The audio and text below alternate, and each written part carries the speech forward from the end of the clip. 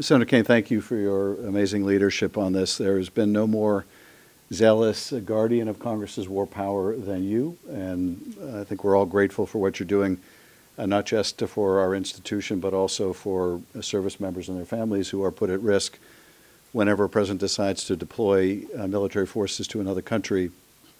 There should have been a vote on a congressional authorization to use force before we began a months-long campaign of blowing up ships in the Caribbean.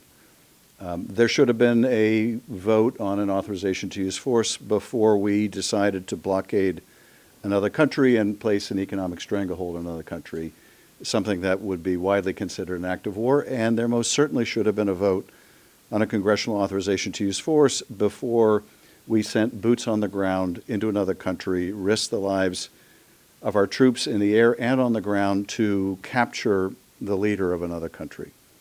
None of that obviously took place. And the concern I have with the commitment that has been made to at least one of our colleagues is that it only requires them to come to Congress if the president adheres to the agreement with a major military action. They don't consider this hostilities. I don't know what a major military action in their view would be.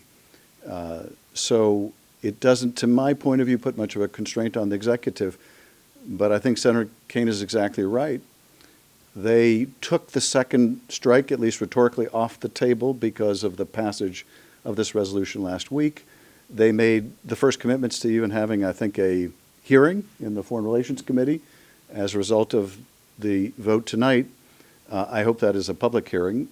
The public really needs to be brought into this debate because I think at its essence, the question before the American people is, should we risk our service members in order to secure the oil resources of another country?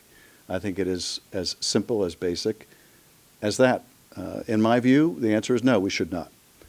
But if the administration believes that we should, if our colleagues across the aisle believe that we should have that debate in the Senate, and they should be put to a vote, and they should vote to authorize it. I think that vote would go down. We're at an extraordinary point where the majority in the Senate has decided, with the help of the Vice President, they will not even allow a debate on this subject on the Senate floor. That is, I think, a tragic abdication of our responsibility. The war powers held by Congress have atrophied for many years in administrations of both parties.